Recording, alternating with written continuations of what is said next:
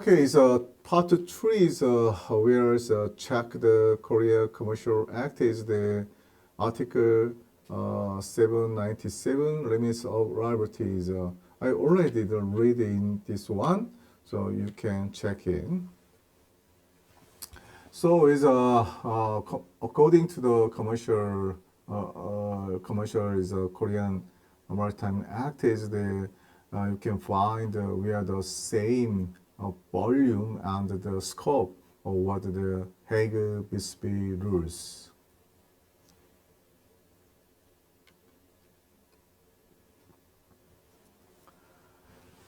It's this time is about the ground is for exclusion of the carrier's liabilities.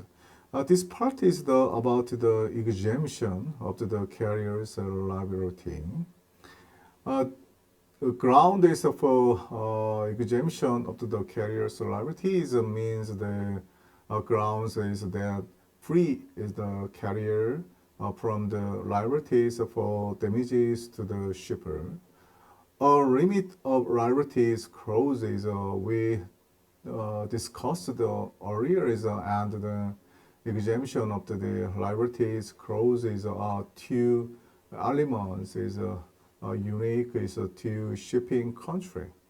Let's say first look at the ground is for the exemption of the carrier liability in the Hague-Bisbee rules. There are 17 grounds listed in the paragraph 2 of Article 2.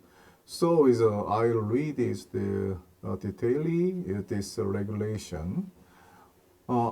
Article 4 to neither the carriers nor the ship shall be responsible for loss or damages arising or is resulting from A is active neglect is or default of the master mariners pilot is or the servant of the carrier in the navigation or in the management of the ship.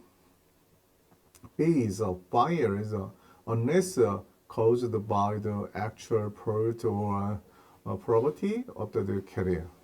C is Paris. This part is about the sea Paris, dangerous and the accident of the sea or other navigational waters. D is the act of God. E is the act of war. F is the act of public enemies. G is arrest or restraint of princess, rules of people or seizures under the legal process. H is quarantine is restrictions. I is the act or omission of the shipper or owner of the goods. His agent is or representative. L is the strikes or is a lockout or a stoppage or restraint is of the laborer from whatever is the cause, whether partial is or general. And then is riot and civil commotions. And is the saving or attempting to save life is or property at sea. This part is the related with is the regional navigation. Is wasting is that in bulk or is the weight is or is any other loss or damages arising is from inherent defect, quality or vice of the goods. And is the insufficiency of packing and insufficiency or inadequacy of marks and the latent defects not discoverable by due diligence. Q is any others cause arising without the actual parties or property is the carriers or without the port or neglect of the agents or servants of the carrier, but the burden of proof shall be on the person claiming the benefit of this exemption is to show that neither the actual purse or the property of the carrier nor the fault or neglect of the agents or servant of the carrier contribute to the loss or damage.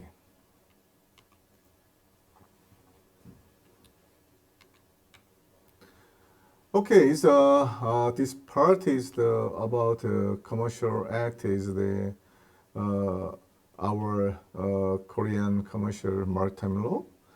This article is we have is 796 is the name is the grounds for exclusion of carrier's liability.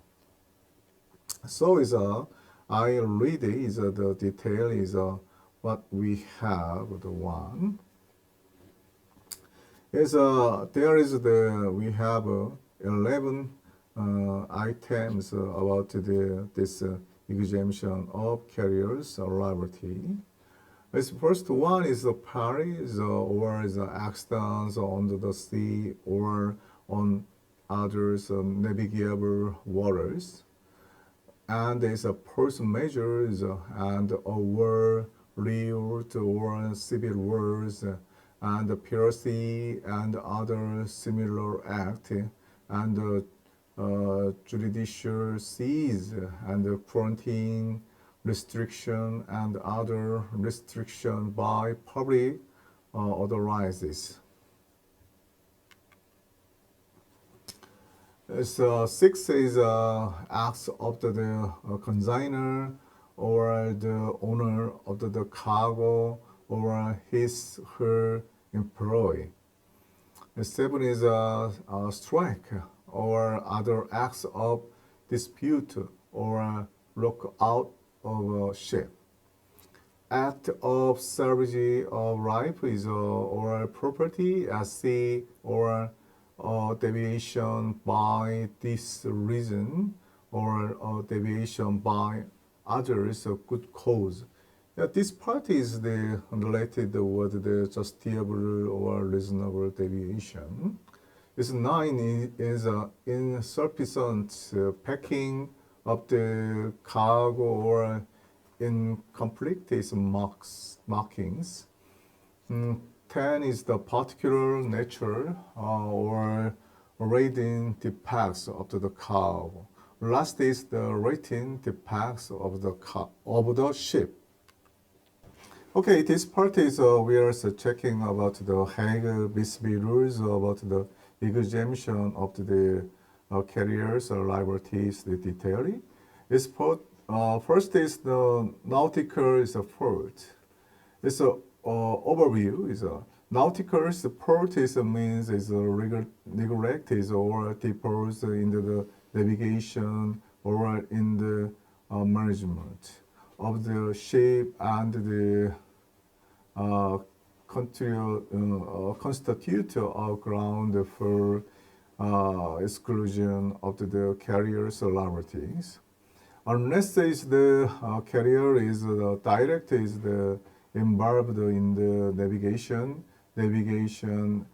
accident is typically is arises from the technical issues and the minimal negligence of the master or other professionals can lead to a great deal of damage. There is no worrying about the aggravating the damages will perish because the masters or the marine officers at the port can be penalized or punished under law and the regulations about the marine accident investigations, even if the carrier is the uh, exonerality from the liability. There is a reader is impact under the shipper is can shipper is normally is have the cargo insured by the cargo insurance. Insured is the if the carrier is exonerated is from liability is whether nautical support is being the reason the shipper is can benefit is as he and she is doesn't have to pay is higher is insurance is premium and can eliminate is the risk is the truth is the cargo insurance. The second is the condition is the first is that there was is a negligence in the navigation or in the management of the ship. Nautical is a port. It has two types of the port. One is the port in navigation, and the other is a port in ship management. The port in navigation is a technical port, which means the negligence in navigating, controlling, and the berthing the ship. The port in the ship management is means is negligence in managing, and the ship needed to ensure the safe voyaging.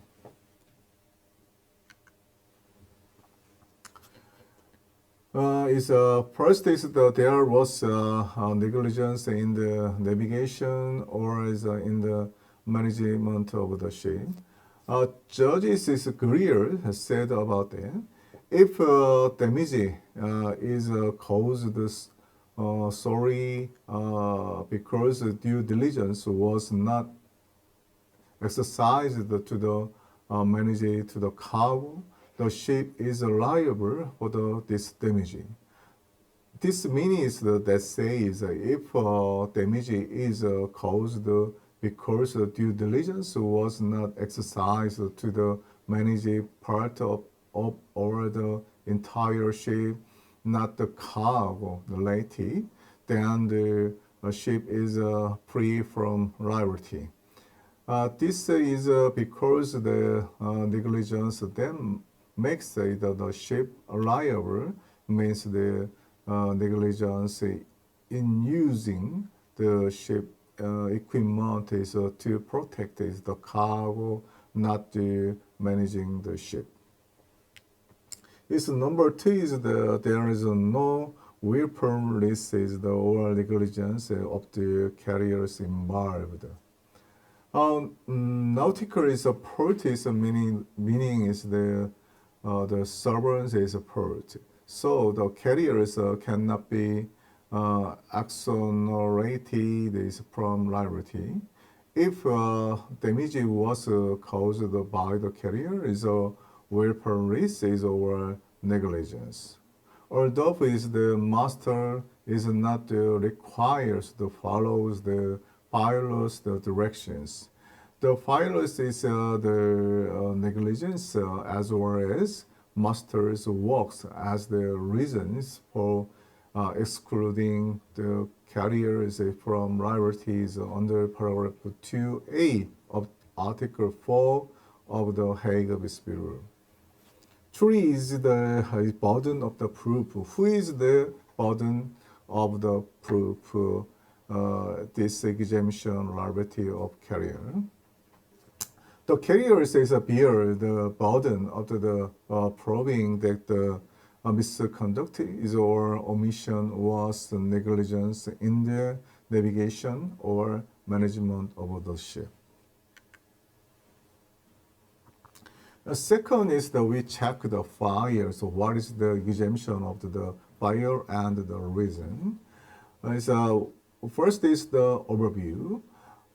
Fire is one of the ground of exemption of liability is provided in paragraph to be of Article 4 of this Hague Peace rules. Fire in the cause should involve this frame, not just the heat and smoke. Any damages to the cargo is caused by smoke and the water is used to put out the fire is also considered to be damages from fire. However, any damages caused by is not separating goods, cargoes is damages by the fire, and the undamaged cargo is a breach of the duty of the care is defined in paragraph 2 of Article 3 of this Hague Peace rule. The second is the conditions. Is the first is the damage was caused by fire, and the fire is broke out under the ship, and there was no willful risk or the negligence of the carriers involved. The carrier is exercised the diligence is to make the ship COD. It is basic. Is 5 is the carrier is fulfill the duties to manage the cargo after fire broke out. 6 is the carrier is has no is a casual relationship with this fire. This part is the burden of the proof. The shipper should prove the damage, and the carrier should prove the damage was caused by the fire. Okay, number 3 is about the dangerous unique to the sea. Overview. Danger unique is to the sea, including dangerous that have the unusual nature is come from uncontrollable powers and they cannot be prevented is by the human skill and the due diligence. Most of the dangers are related to weather conditions. In the UK, wind speed, general geographical location is time of the years. Predictabilities and the damages to the ship are admitted as grounded for exclusion liability. And in the US is the sunken rock, iceberg, and the hole is created under the pipe in the ship by the mouth are considered is to be grounded for exemption of liability. In the conclusion, is dangerous is unique to sea, is mean, is unpredictable, is unpreventable, and the this throws is a pulse is or is the event in the navigation area. The second is the condition. There is first one is the carrier is exercise the due diligence is to make the ship COD, and number 2 is the export is the to were made is to prevent any dangers. Number 3 is the structural damage was caused this to the ship. Number 4 is the event was unpredictable. Last is the casual relationship. Number 3 is also is we check this who has the burden of the proof. The burden of proof is on the carrier. It's number 4 is the ship's fault. Number 1 is principle. The shipper is the assured the occurrence of the below rating. Number two is the under the principle of the maritime law, the carrier has a duty is toward the shipper is not to damage any part of the bill of lading to transfer or is the on endeavors of the bill of lading who are acting in good pace as for the Astroper doctrine. Number three. Number three is in corporate is marking of the nature or price of goods carried.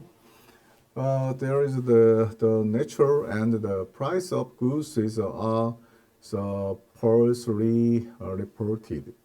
Falsely is reported information is put into the bill of lading.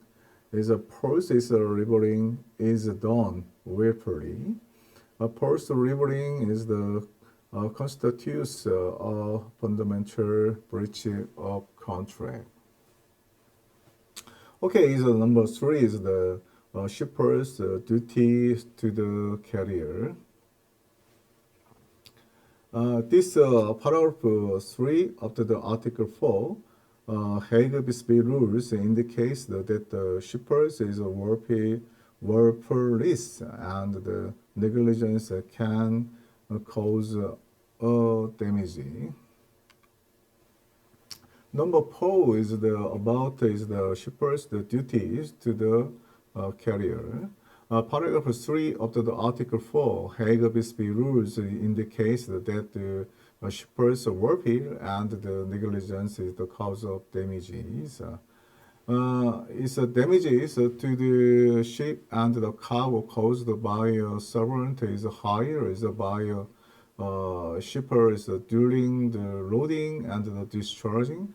Damages to the ship and the cargo is caused by the shippers. The defective is goods. Damages to the ship, cargo, crew, and the third parties is caused. 5 is the dangerous goods. Is the shippers should notify the nature and the charters of dangerous is or illegitimate goods is before the loading them. Even if the shipper was not aware of such nature and the character of goods, he and she is still responsible for as far as he and she did not fulfill the duty to the notify. The shipper is, however, is not responsible for notifying to such a nature and the character if the carrier is already aware or can become aware of such a nature and the character. A duty to refrain is from loading dangerous goods is not a strict responsibility is but liability is with a port. Okay, is second is the insufficiency is packing. It's a first is the overview is insufficient is packing is one of the cause of the damages to the cargo due to the shipper's port. It is the oldest implied is ground for exemption of liabilities in the common law.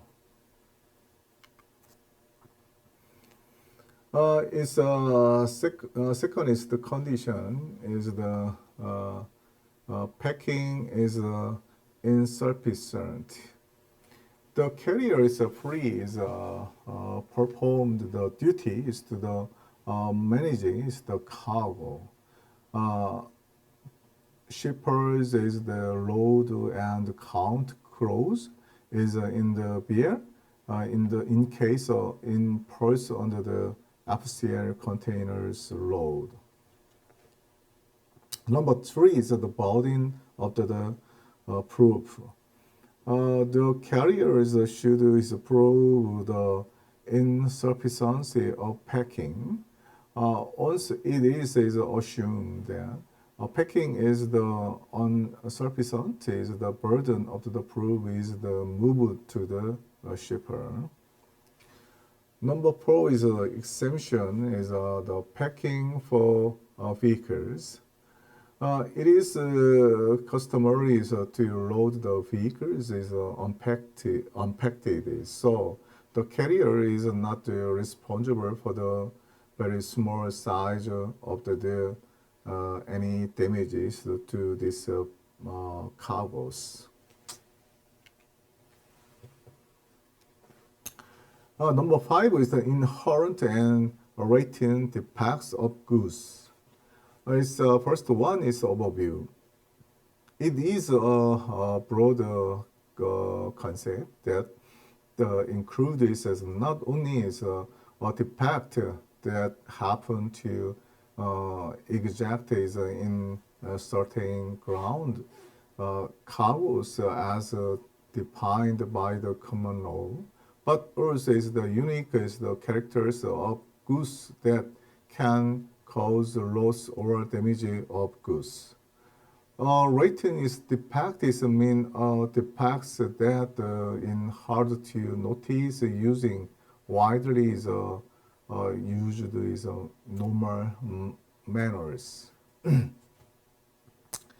Second is the condition is there is a tree is a goods shake is while be transported. The second is the carrier is exercise the due diligence is to manage the good carried. Number three is the carrier is exercise the due diligence ensure is a cargo worthiness of the ship. Number three is a burden of proof. Unique characters and the latent defects should be assessed by the experts. The shipper should is prove the damage.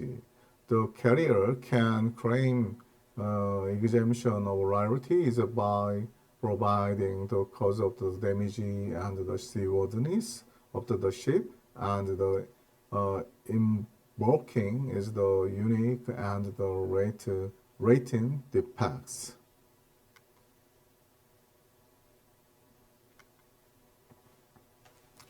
Okay, this part is the exception to the exemption of liability clause in the Hague-Bisbee rules. First is the carriers is workplace and the ports. Number one is overview is the carrier has the duty to take reasonable measures to prevent the damages. Number two is nautical is the port and fires. The carriers is the willingness is or port is cannot be used as ground is for exclusion of the liability. This number two is measures to fulfill the duty of the care for the seaworthiness. The common law is the principle of the unseaworthiness is eliminates exemption from the liability. Duty of the care for seaworthiness is the required in every aspect of the cargo storages. This means that not only is the physical fitness of the ship, but also is the compensate and the size of the crew, quality and the quantity of the fuel and the other stores, and the capacity is to receive is transport and the store goods should be maintained. In the early morning hours of August 22nd, 2021, the Maersk Essek pulled away from berth 402 at the port of Los Angeles, California. After navigating through the breakwater, the ship made a westward turn, beginning a 2-month, 17,000-mile, 27,000-kilometer voyage from America to Asia and back. This is, in the context of today's ocean shipping industry, a rather unremarkable journey on a rather unremarkable ship. Just 15 years ago, though, the Maersk Essex would have been truly extraordinary.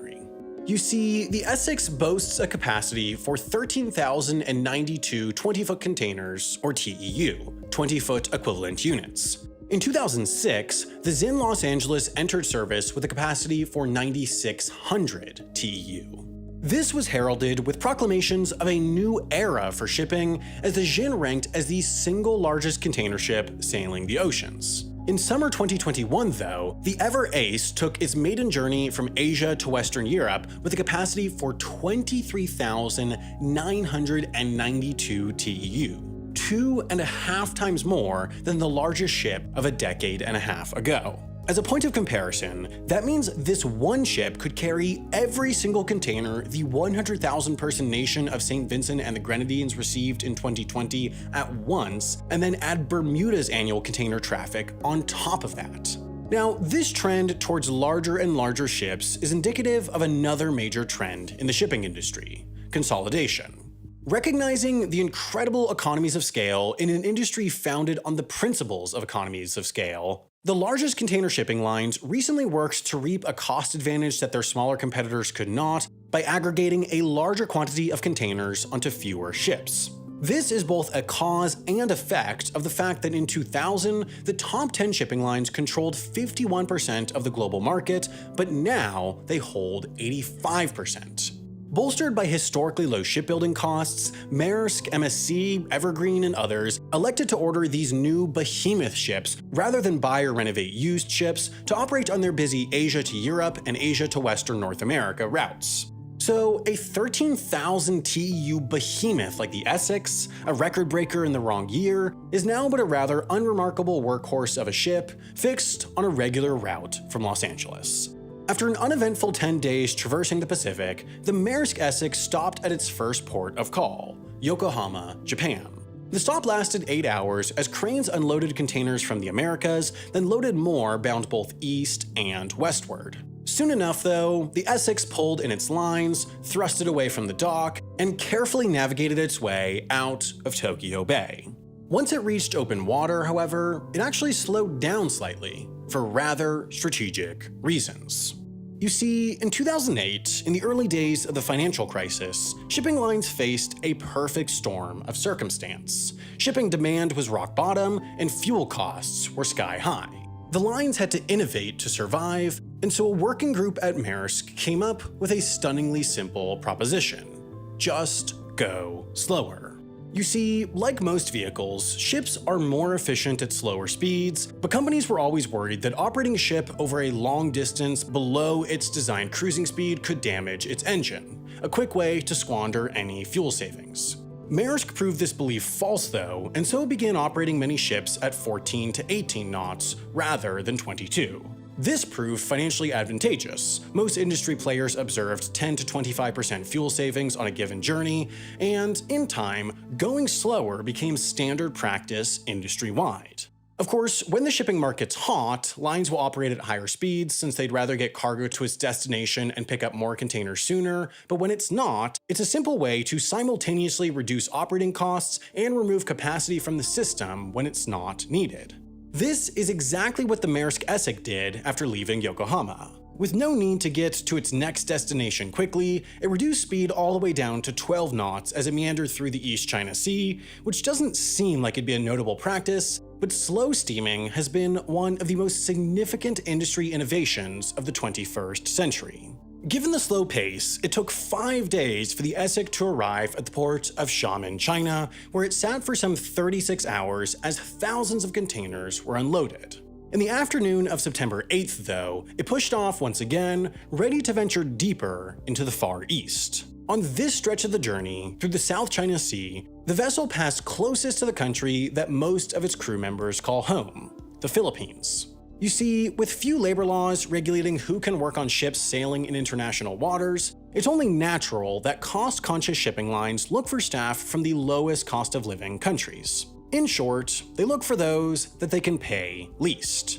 Arising from a mix of culture, tradition, and education, the Philippines has established itself as the single largest source of maritime labor in the world. Some 77% of ratings, unlicensed, low-paid junior mariners that assist with some of the most physically demanding tasks, are from the Philippines. Overall, the industry, unperturbed by national boundaries, is incredibly international. A Danish-owned ship will be built in South Korea, registered in Panama, captained by an American, and crewed by mariners from the Philippines, India, Bulgaria, Russia, and beyond. The westernmost point of the Maersk Essex journey was here, the port of Vung Tau, Vietnam. It tied up to its dock on September 10th. These brief port visits offer most crew members some rare moments of continuous free time.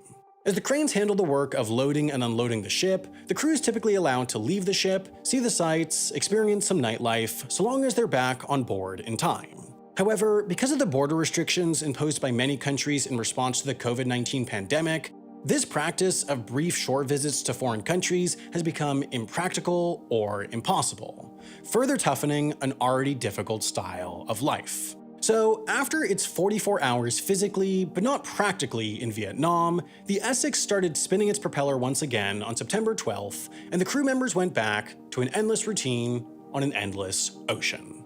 Now, some of Vietnam's primary exports include shoes, clothing, and textiles. These are, typically, not very price-dense products. For example, a box of cheap shoes takes up a good amount of space, but might only sell for $20 in the US. However, the fact that a company can manufacture shoes in Vietnam, ship them across the world to the US, and still turn a profit on a $20 sale price is indicative of just how unbelievably inexpensive ocean shipping is on a human level. Before the tumult that COVID brought to the industry, shipping lines typically charged about $1,000 to carry a 20-foot container from Asia to the US. That 20-foot container could hold some 3,500 shoeboxes, meaning the cost to transport a shoebox 8,000 miles or 13,000 kilometers across the world from a port in Vietnam to one in California was about 30 cents.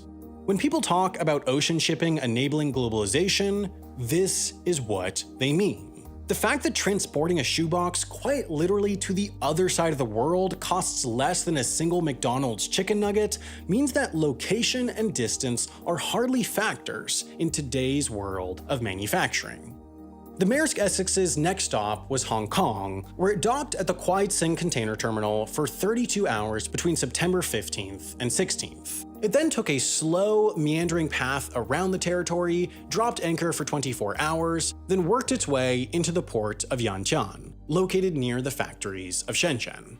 Now, with its capacity for 13,092 containers, there are, of course, 13,092 different spots where a container could go on the Maersk Essex.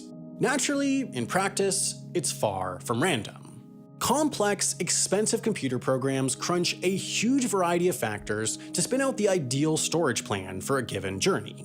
To start with, there's the obvious stuff. You want, in this journey's case, the containers for Yokohama to be placed on top of those for Xiamen, so one doesn't have to unload Xiamen containers to get to the Yokohama ones when there. Then, the program needs to be sure that certain containers are in particular positions. Refrigerated containers need to be in a spot with a power supply, while those carrying goods with the potential for leakage, like animal hides, need to be placed in a spot where they can be easily accessed by the crew while underway. Meanwhile, other containers must not be in particular spots. This table displays the regulations for the storage of hazardous materials. It indicates that items that are dangerous when wet, for example, must be stored at least 6 meters away from radioactive substances, while corrosive materials must be stored in a completely different compartment of the ship from infectious substances. On top of these and a multitude of additional factors, the ship has to be roughly balanced, meaning overall, the storage plan is a massive game of 40 Tetris that only a computer can perfect. After 52 hours of implementing that plan, the Essex made a quick overnight journey up the coast to arrive back in Xiamen, where it made its longest stop yet. 56 hours loading a final batch of containers. This was also the last chance for the ship to load up on food and fuel before what would be by far the longest leg of its journey. Finally, just before 6 a.m. on September 24th, loading was complete and it was time to shuttle another payload of thousands of containers to North America.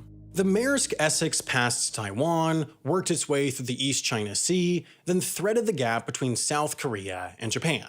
After hugging the country's coast, it sailed through the busy bottleneck of the Tsugaru Strait and entered the cool open waters of the northern Pacific.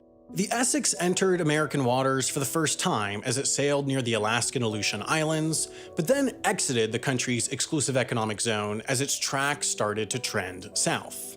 After nearly 2 weeks on the move, the ship's path started to parallel the California coast until the Essex passed the state's Channel Islands and turned east. On October 6th, it slowed to a stop, dropped anchor, and then just sat. On October 7th, it did the same.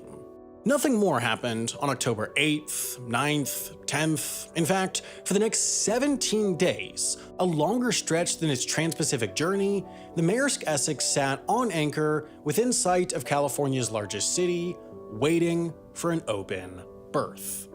The time finally came on October 23rd. After 62 days, the Maersk Essex arrived right back where it started. Berth 402 at the Port of Los Angeles.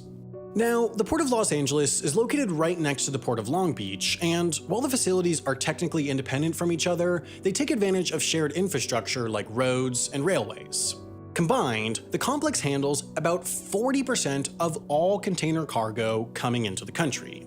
This is because, like most of the industry, ports benefit hugely from economies of scale. You see, for imports coming from Asia, it rarely makes sense to send ships to the East Coast, despite that being the side of the country where the majority of the population lives.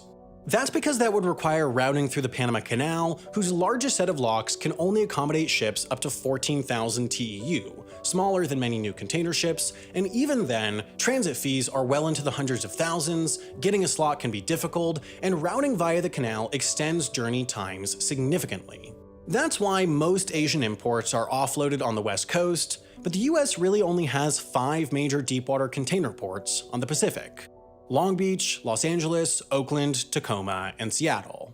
Located in by far the largest metro area on the coast, the ports of Long Beach and Los Angeles have naturally evolved into the busiest as they have the greatest access to labor, transport, and infrastructure. These 3 factors are the most important for ports because, after all, nobody's shipping things to the Port of Los Angeles, they're shipping things through the Port of Los Angeles. It's all about getting cargo containers from the ship and onto onward transportation as quickly and efficiently as possible. Now, the port itself is essentially the landlord to a number of private companies that actually run each container terminal. For example, this facility is run by Houston Terminals, this one by Everport Terminal Services, this one by Phoenix Marine Services, and this one, where the Maersk Essex started and finished its journey, by APM Terminals. Now, once the Essex was docked, the first step was to physically remove containers from the ship, which was accomplished with these massive cranes. Each typically unloads 30 to 40 containers per hour onto trucks that move the containers to a temporary storage location somewhere in the terminal. Then there are 3 possible onward transportation methods. First, they could be loaded on a smaller ship or barge that moves the containers to a smaller nearby port, although this is rare in Los Angeles compared to a place like the Pearl River Delta, where there are plenty more water-access population centers and industrial areas.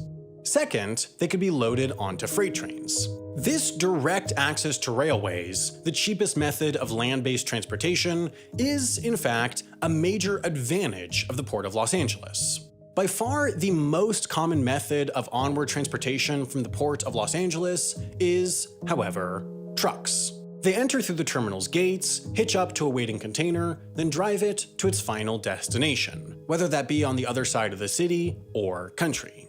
So why is it that the Maersk Essex had to wait 17 days just to unload its cargo? What part of this system is broken? Well, in short, all of it. There's no one factor contributing to the Asia to North America supply chain slowdown, but rather the system is just overloaded. Most indicators suggest that trans-Pacific shipping demand is up about 25% compared to the pre-pandemic baseline, which isn't a massive increase, but it's sort of like congestion on the highway. Traffic is an exponential problem. When one lane is closed on a busy 4-lane highway, your journey takes more than 25% longer. Stopping and starting takes time that adds up and slows the overall flow down exponentially. This is why ramp meters work. They prevent excess traffic from entering a highway, keeping it at capacity and flowing freely, so even if it takes longer to get on the highway, each person's overall journey time is less. It's the same situation with ocean shipping. It's a system with a capacity, so when it's overloaded by 25%, the slowdown is more than 25%. Once a container is offloaded, it's placed into a sprawling terminal filled to the brim. With an increase in traffic, more trucks than usual are waiting in line to get through the terminal gates to pick up their cargo, which means picking up a container takes longer, which means a truck can't get back to the terminal as quickly, which means there are fewer trucks available to pick up containers, which means more and more containers stack up in the terminal. With containers leaving the port less quickly, there's less space for new containers, which means it takes longer to unload ships, which means ships are having to wait longer to get into the port, which means there's less shipping capacity since journey times are longer and ships can't get back to Asia to pick up a new load as quickly. Meanwhile, all the congestion means that terminal operators are restricting or prohibiting shippers from sending empty containers back to Asia, which means that shippers in Asia are struggling to find containers to use, which means that they're having to buy new containers, which pushes up their shipping costs. And then all this supply chain chaos means that shippers are sending goods earlier, which increases demand, which furthers the supply chain disruption. It's not so much a vicious cycle as a vicious web. Chaos compounding chaos. This is what happens when disruption hits an industry designed to be extraordinarily standardized. A system so reliant on economies of scale that the world's largest economy has to rely on 5 interface points with the world's largest manufacturing hub. It's a perfect system, a system responsible for many of the revolutions of the last century, but systems reliant on perfection are those most vulnerable to disruption. For now, though, the cogs keep turning. The Maersk Essex is out there, somewhere between California and Vietnam, shuttling another load of containers from continent to continent.